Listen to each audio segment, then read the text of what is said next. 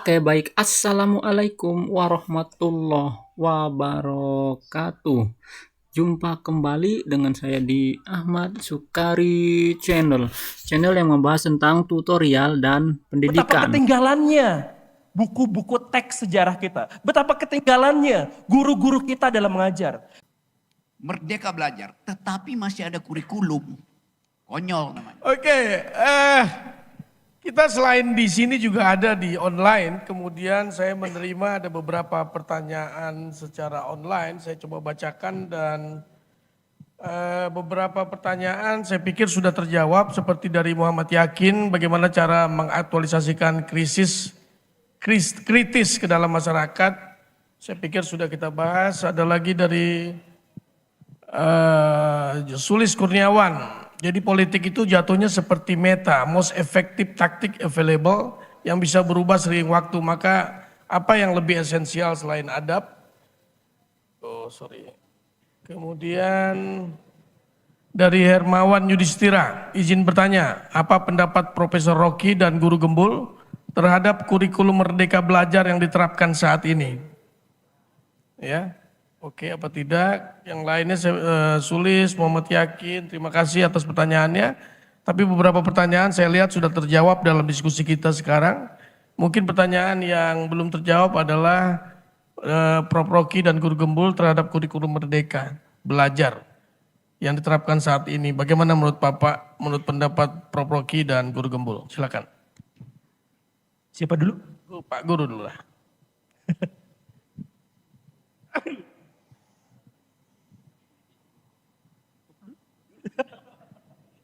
Ya, saya ditanya tentang bagaimana tanggapannya tentang kurikulum merdeka. Kurikulum merdeka, kurikulum berbasis kompetensi, kurikulum KBK, kurikulum KTSP dan sebagainya itu semuanya adalah program-program pemerintah yang diupayakan. Tetapi masalah utamanya adalah pelaksanaannya dan pelaksananya itu kebanyakan bermasalah.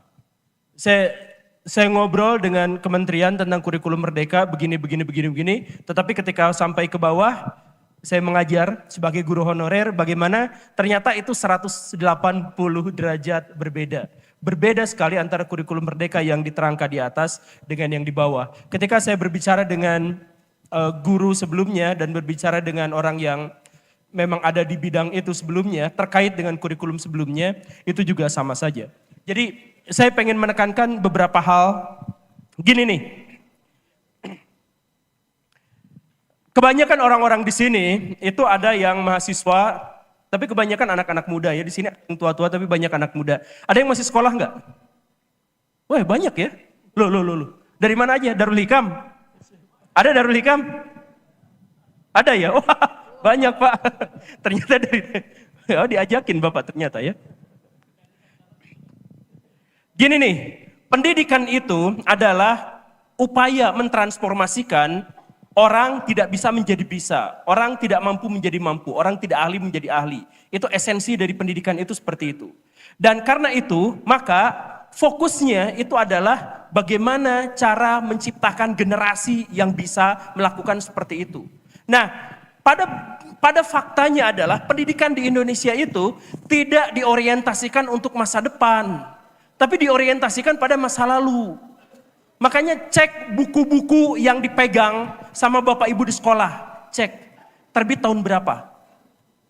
Dan isinya cek, kebanyakan adalah tentang masa lalu. Makanya saya misalkan pernah ngobrol tentang ini dengan kementerian, dengan kepala sekolah dan lain sebagainya. Betapa susahnya untuk mengajarkan peristiwa-peristiwa tentang masa depan atau sejarah masa depan. Karena apa? Karena gurunya mengulang materi.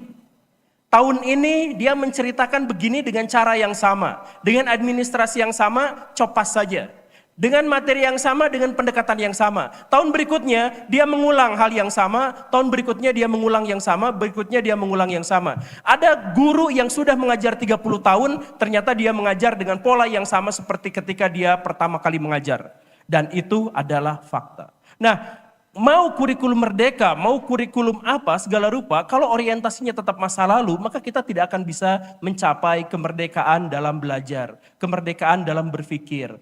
Kurikulum merdeka itu nggak akan tercapai ketika orang-orang yang berusaha untuk mengajarkan justru malah terperangkap pada peristiwa-peristiwa dan cerita-cerita, fenomena-fenomena masa lalu. Seperti yang tadi disebutkan itu.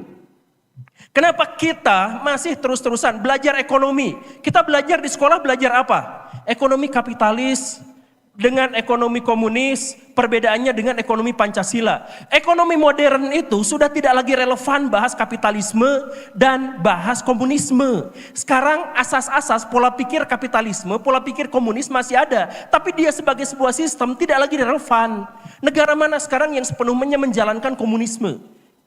Ekonominya misalkan, atau kapitalisme sepenuhnya, kan tidak ada. Tetapi pelajaran ekonomi di sekolah-sekolah kita masih bahas yang seperti itu. Apa? Korea Utara. Korea Utara apakah menjalankan komunisme? Dia mengklaim komunisme, aslinya kerajaan. Kan gitu. Jadi kita misalkan bahas pelajaran apa? Yang tadi biologi. Materi-materi yang penting untuk kehidupan sehari-hari kita gak dibahas. Kemarin saya bikin video misalkan Johnson Johnson itu sekarang digugat dan bangkrut. Dan dia harus ganti rugi 135 triliun rupiah. Gara-gara bedaknya itu disinyalir selama 50 tahun mengandung asbes yang itu memicu kanker ovarium. Dan itu disebarkan di seluruh dunia. Kenapa? Pendidikan kita yang biologi, yang kimia tidak ngebahas masalah betapa rentannya konsumen-konsumen kita terhadap produk-produk kimia itu. Misalkan, kenapa kita, pendidikan kita tidak berorientasi masa depan? Kenapa tidak berbicara tentang hal yang seperti itu? Kenapa berbicaranya yang masa lalu terus? Gitu. Saya pernah jadi guru sejarah. Tahun 2003 itu ada sebuah penemuan yang menggemparkan dunia arkeologis, yaitu ditemukannya Homo floresiensis. Kenapa itu menggemparkan? Karena fosilnya kecil, otaknya kecil, 320 cc. Ya lebih gede daripada ninja sih, tapi 320 cc untuk bandingkan dengan otak saya misalkan 1400 cc itu kecil sekali. Tetapi berdasarkan temuan-temuannya, artefak-artefaknya, dia bisa bikin jebakan komodo yang ukurannya 10 kali lipat dari sekarang. Jebakan gajah, jebakan segala rupa yang menunjukkan bahwa kecerdasannya sama seperti manusia modern. Tapi otaknya kecil. Ini merekonstruksi, ini bahkan mendekonstruksi pikiran-pikiran antropolog dan sejarawan. Bagaimana ceritanya? Kan dulu itu orang-orang mikir, semakin gede otaknya, semakin berbudaya dia. Ini otaknya kecil, tapi menghasilkan kebudayaan yang sama dengan manusia modern. Itu menggemparkan dunia. 2003, orang Indonesia baru memasukkan Homo floresiensis ke buku pelajaran 10 tahun kemudian. Tahun 2013, baru ada di buku catatan. Ditemukannya di Indonesia, menggemparkan dunia, tapi baru masuk kurikulum 10 tahun kemudian. Betapa ketinggalannya buku-buku teks sejarah kita. Betapa ketinggalannya guru-guru kita dalam mengajar. Jadi mau kurikulum merdeka, mau kurikulum apa, yang paling penting adalah mari kita benahi kualitas pengajar, kualitas sekolah, dan yang paling penting eksekusinya. Kalau konsep-konsep, wacana-wacana, dari dulu petinggi-petinggi kita sudah bisa berbusa ngomong kayak gitu. Eksekusi di lapangan kita tertinggal. Jadi buat pertanyaan yang kurikulum merdeka gimana nya? Kurikulumnya nggak penting. Yang penting eksekusinya. Terima kasih.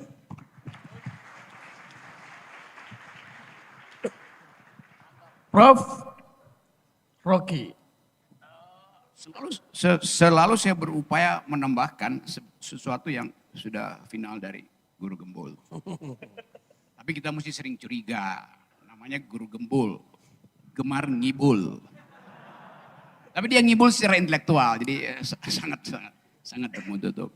Soal Merdeka Belajar, kalau kita ambil risiko untuk menguji apakah dalil Merdeka Belajar itu betul-betul final atau sebetulnya sekedar narasi itu, supaya terlihat bahwa Indonesia itu pro pada kebebasan berpikir itu. Merdeka Belajar, apa? Belajar merdeka, Merdeka Belajar. Ya merdeka untuk belajar, tapi rektornya diborgol. mahasiswanya dikendalikan oleh beasiswa.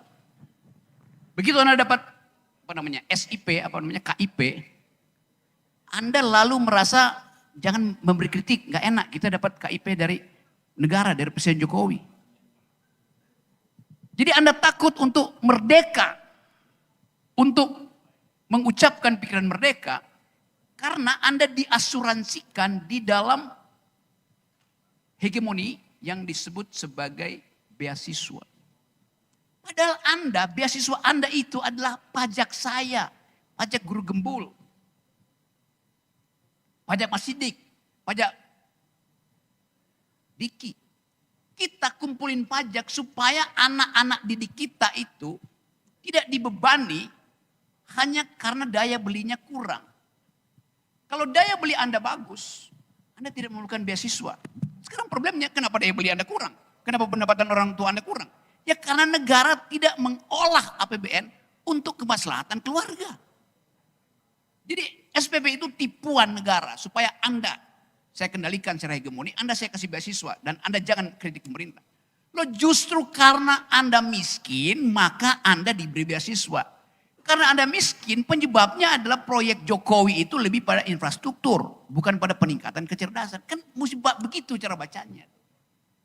Jadi jangan ditipu. Mesti Anda bilang, saya tolak SPP itu. Saya berhak untuk dapat pekerjaan supaya saya bisa membayar diri saya sendiri. Maka tugas pemerintah, ciptakan lapangan kerja buat orang tuamu. Kan begitu logikanya teman-teman mudaku. Itu intinya berpikir. Ya itu poin pertama. Poin kedua. Merdeka belajar, tetapi masih ada kurikulum. Konyol namanya. Anda masih disuruh untuk belajar bahasa Indonesia. Udah mahasiswa masih disuruh belajar bahasa Indonesia. Lalu selama SMA ngapain? Udah mahasiswa, Anda masih disuruh belajar agama tuh. Berarti selama SMA Anda berdosa terus itu. Gimana caranya? Disuruh belajar bahasa Inggris. Ngapain belajar dari SD, SMP, SMA itu bahasa Inggris? Kalau masih juga belajar hal itu. Suruh kursus aja kalau nggak bisa. Buang-buang waktu. Jadi itu dalilnya. Jadi ini adalah semacam lip service. Untuk mengatakan bahwa ada kemerdekaan berpikir. Tapi yang terjadi bukan itu. Dalam tadi pertanyaan tentang, oke saya lanjutkan dulu nih. Logika dari belajar merdeka. Sebetulnya di beberapa negara bagian di Amerika, terutama di pantai barat, sekitar California, San Francisco itu. Mahasiswa yang masuk ke college atau community college itu, biasanya itu universitas yang dikelola oleh kabupaten atau provinsi itu. Kalau Anda datang ke kampus, rektornya akan bilang begini, itu kamar Anda di atas, dorm Anda di atas, asrama Anda di atas, kos-kosan Anda di atas. Besok pagi turun ke kantor saya ya anak, Kang, Mas. Dan bawa kurikulum yang hendak kau pelajari. Seradikal itu yang namanya merdeka belajar. Anda disuruh tulis sendiri kurikulummu. Akan di-provide oleh mentor. Itu yang dipersoalkan tadi oleh teman. Kenapa gak anak kedokteran gak ngerti politik? Kenapa anak politik gak ngerti hukum? Kenapa anak hukum gak mau belajar filosofi? Karena konsepnya ditentukan oleh pembatasan-pembatasan ilmu. Sekarang itu diubah di beberapa negara bagian Amerika. Anda datang tulis sendiri kurikulummu. Saya dari Bandung, saya hanya mau belajar 4 mata kuliah. 1 environmental ethics, 2 soal sejarah ilmu fisika, yang ketiga soal anatomi manusia, yang keempat soal startup. Selesai. Yang lain saya mau pelajari. Kenapa? Anda bisa belajar sendiri di semua fasilitas terbuka. Kuliah gratis di internet banyak betul. Anda hanya ingin mendalami 4 itu. Nanti kalau Indonesia bagaimana kalau cuma belajar 4 itu? Gak dapat ijazah Anda. Bilang, saya gak perlu ijazah. Karena banyak orang yang mengaku punya ijazah tapi palsu. Ngapain coba? Kan itu dasarnya kan. Anda lulus, Anda mendaftar di perusahaan, korporasi Amerika itu, Eropa terutama sekarang, Dia nggak lihat ijazahmu, dia Google, Anda udah bikin apa? Anda udah berpikir apa? Jadi track record Anda dibaca setiap saat karena Anda mengekspos diri Anda melalui sosial media. Dengan mudah algoritma baca tuh. Pinjam chat GPT. Buat tahu apakah Anda paham hubungan antara satu partikel yang sedang diuji di laboratorium Harvard University dengan problem kemaksiatan lingkungan di Indonesia. Apa namanya itu? Butterfly effect. Kerusakan, gugurnya satu pohon yang ditebang di Kalimantan bisa menimbulkan badai di California. Karena kondisi homeostatisnya berubah tuh. Kan itu logik di situ kan. Kenapa hutan Amazon tetap subur dan kenapa gurun Sahara gundul? Fungsi gurun Sahara itu adalah membawa fosfor dari bumi Afrika supaya tiba di hutan Amazon. Karena kedudukan gunung Sahara dan hutan Amazon itu paralel.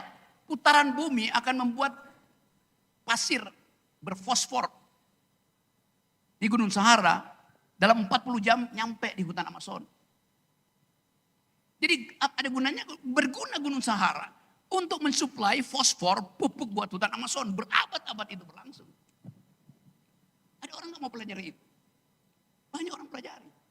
Tapi kita bahkan memberitahu bahwa, Presiden Jokowi, kalau Anda mau tebang Kalimantan itu untuk jadi food estate, untuk jadi ibu kota apalagi, lakukan dulu AMDAL.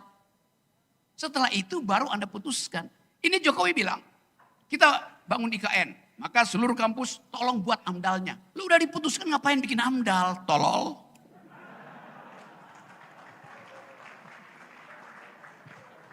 Itu stupidity-nya di situ, kedunguannya di situ. Itu yang menyebabkan Indonesia artinya akhirnya dihukum oleh Uni Eropa. Dalil Presiden Jokowi dan kabinetnya. Produk ekstraktif kita termasuk hutan green, oke. Ya memang hilirnya yang disebut hilirisasi sekarang kan. Memang di hilir itu bersih. Tapi kenapa Amerika nolak? Kenapa Eropa nolak?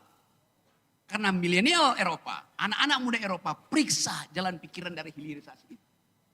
Ternyata penguasaan ekstraktif industri, tambang, kayu, segala macam. Di hulu hanya dikuasai oleh 4 perusahaan besar. Jadi itu monopolistis.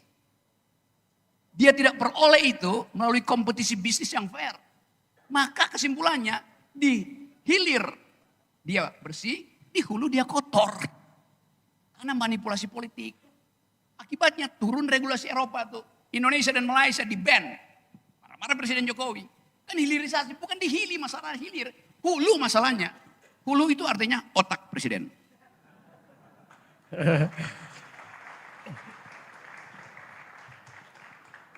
Pak Intel sabar.